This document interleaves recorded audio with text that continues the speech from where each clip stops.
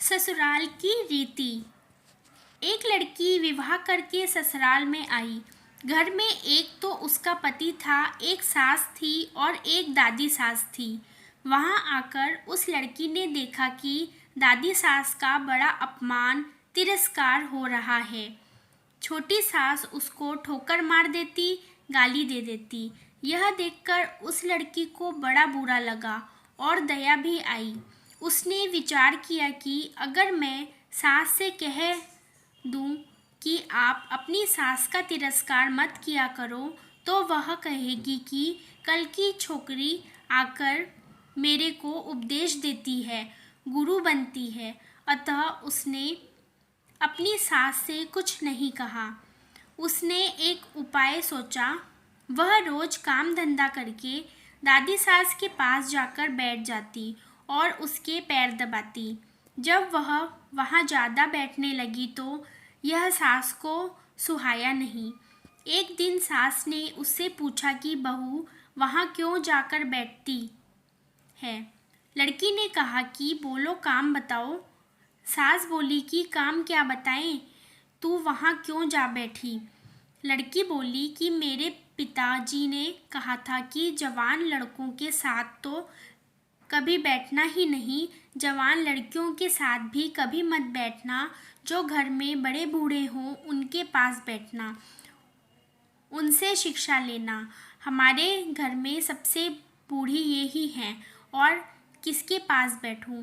मेरे पिताजी ने कहा था कि वहाँ हमारे घर की रिवाज नहीं चलेगी, वहाँ तो तेरे ससुराल की ही रिवाज चलेगी।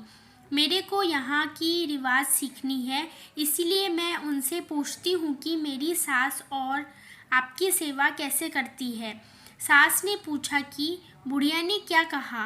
वह बोली कि दादी जी कहती हैं कि यह मेरे को ठोकर नहीं मारे, गाली नहीं दे तो मैं सेवा ही मान लूँ।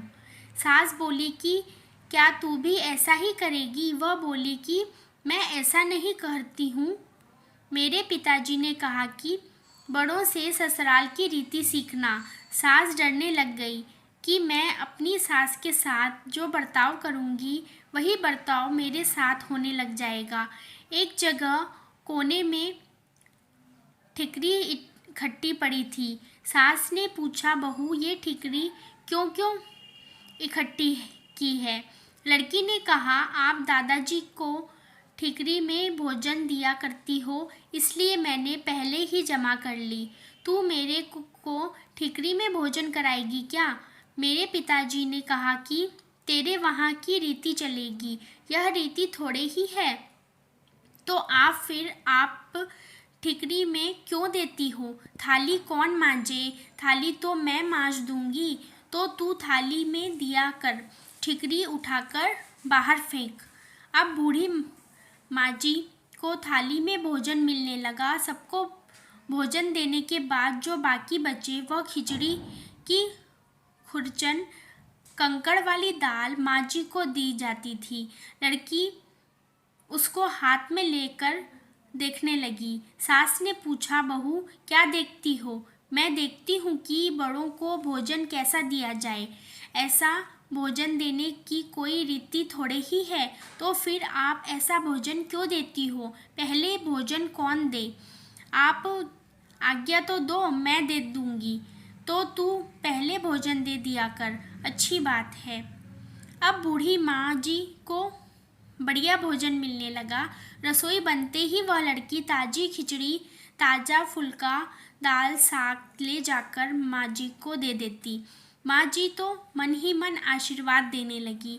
माँ जी दिन भर एक खटिया में पड़ी रहती। खटिया टूटी हुई थी, उसमें से बंदरवार की तरह मूंछ नीचे लटकती थी। लड़की उस खटिया को देख रही थी। सास बोली कि क्या देखती हो। देखती हूँ कि बड़ों को खाट कैसे दी जाए। ऐसी खाट थोड़े ही दी जाती है, यह तो टूट जाने से ऐसी हो गई, तो दूसरी क्यों नहीं बिछाती। तू बिछा दे दूसरी। आप आज्ञा तो दीजिए, दूसरी खाट बिछा दूँ। अब माँ जी के लिए निवार की खाट लाकर बिछा दी गई। एक दिन कपड़े धोते समय वह लड़की माँ जी के कपड़े देखने लगी। कपड़े छलनी हो रहे थे। सास ने पूछा, क्या देखती हो? देखती हूँ कि बूढ़ों को कपड़ा कैसे दिया जाए। फिर वही बात, कपड़ा ऐसे थोड़े ही दिया जाता है। यह तो पुराना होने के वजह से ऐसा हो जाता है। फिर वही कपड़ा रहने दें क्या? तू बदल दे। अब लड़की ने माँ जी का कपड़ा, चादर, बिछौना आदि सब बदल दिया। उसकी चतुराई ने बूढ़ी माँ जी का जीवन सुधार दिया।